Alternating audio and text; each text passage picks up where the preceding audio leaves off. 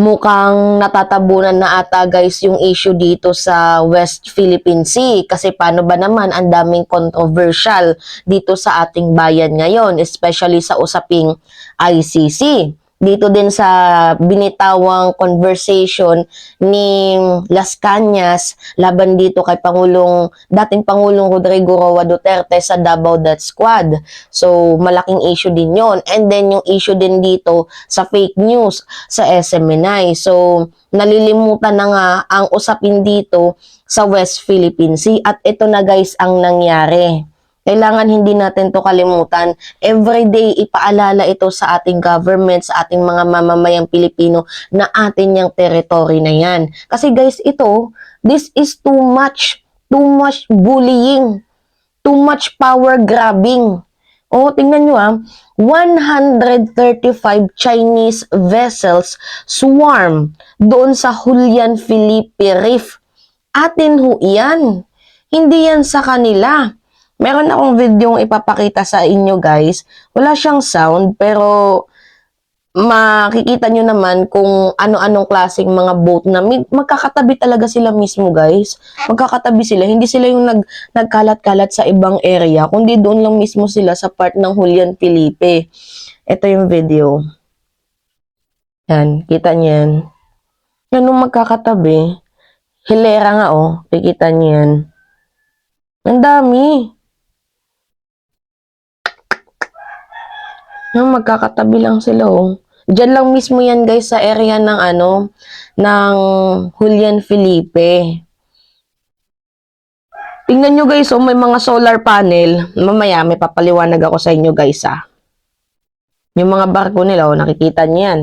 May mga panel. Yan. Tingnan nyo. Kakatabi lang sila, no? Parang meron napapasok na muong isipan dito sa aking isip na nafe-feel ko lang sana hindi naman.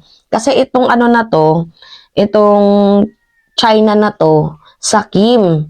So, nag-try din yan sila dito sa sa Vietnam, sa Indonesia, sa Japan. So, tapos na yung video.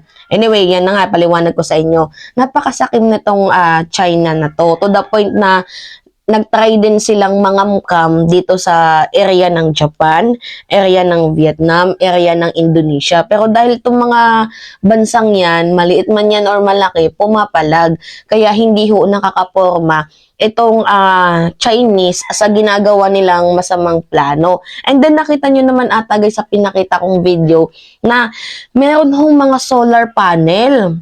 Guys, nakikita nyo yun, di ba? Merong solar panel, yung mga barko nilang magkakatabi. So, ako feeling ko lang guys na yung mga barko na yan, mga floating barracks yan. So, may floating barracks, may solar panel, it only means dyan sila titira for long time. So, mahabang panahon, sabihin natin mga 2 months, 3 months, ganyan, para magtayo ng panibagong artificial island. Oh my goodness. Grabing pambubuli, Nasa na kaya yung mga vloggers ng China dito? Ano ho yung reaction nyo sa ginagawang pambubuli again ng China sa bansang Pilipinas? Diba? Nasaan yung mga vlogger na pumunta ng China?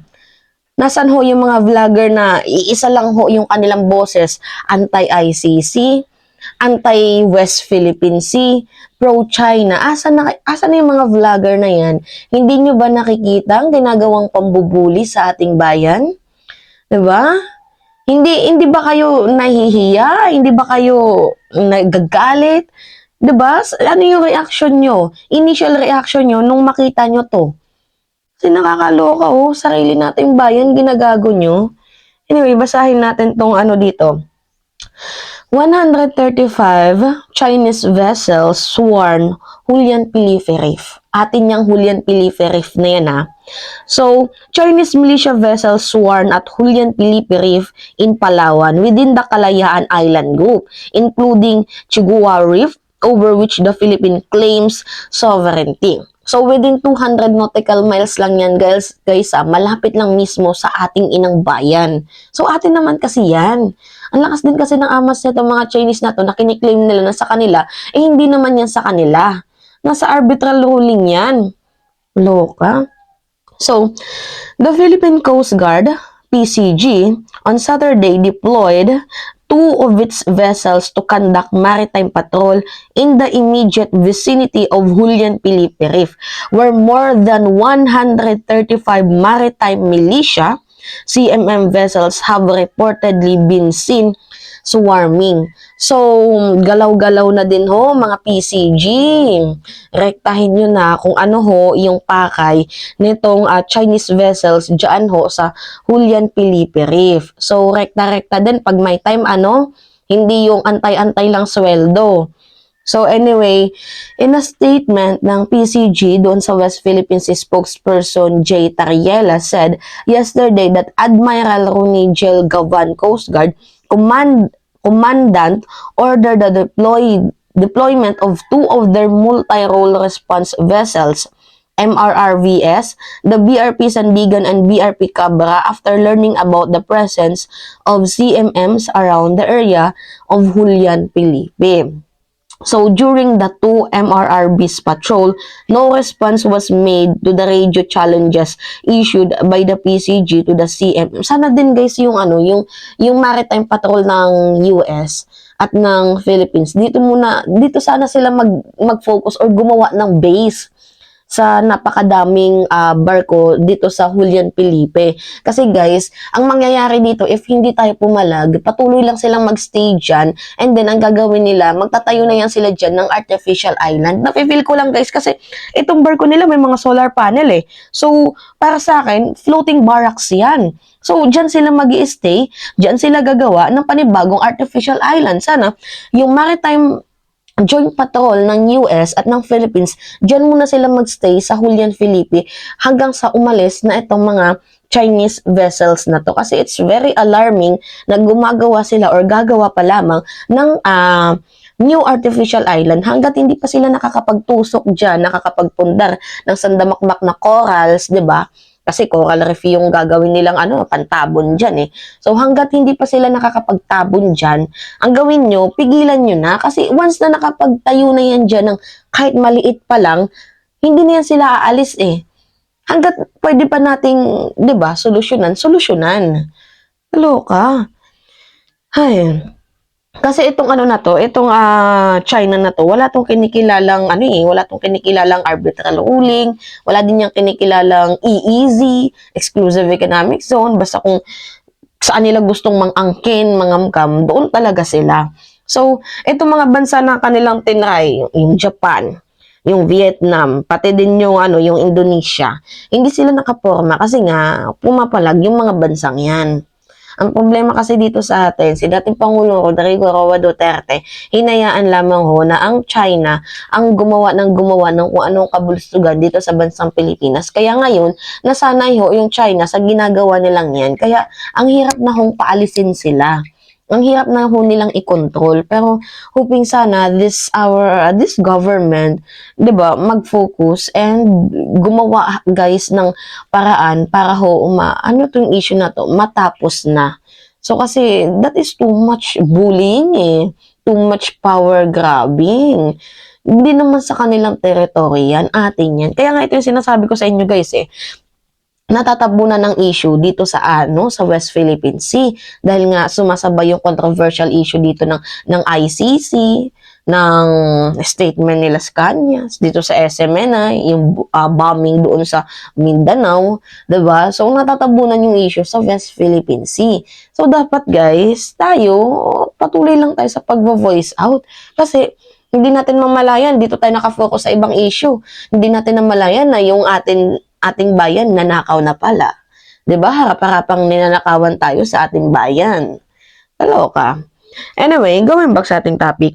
Doriela, during the MRRV patrol, no response was made to the radio challenge issued by PCG to CMM vessels, which is now estimated to have grown more than 135 vessels disappeared and scattered within Julian Felipe Reef. So, Tariela described the presence of CMM as alarming because their number in reef were reportedly increasing. So, padami ng padami. So, sabi pa dito, last November 13, the PCG only mentioned 111. So, dati 111. Ngayon guys, naging 135 na sila. And then, in a response to this alarming development, National Security Advisor and Chair of the National Task Force on the West Philippine Sea or NTF-WPS, retired Army General Eduardo Año, directed the PCG to carry out a maritime patrol to challenge and document and the illegal presence of CMM vessels in Julian. Hindi kasi pwede yung puro lang tayo talk. Alam mo, Anyo, kasi itong si Anyo, aka Aladigong din to, puro lang kuda. Hindi tayo puro talk, kilos-kilos din ano. Kasi hindi naman yan masusolusyonan ng puro salita. Masusolusyonan yan ng action. Itaboy nyo. Diba? Kasi hindi naman din gusto ng China ng gera, diba? Kasi alam nyo naman na madaming bansa ang galit sa kanila. So, ang gawin lang natin, pumalag tayo.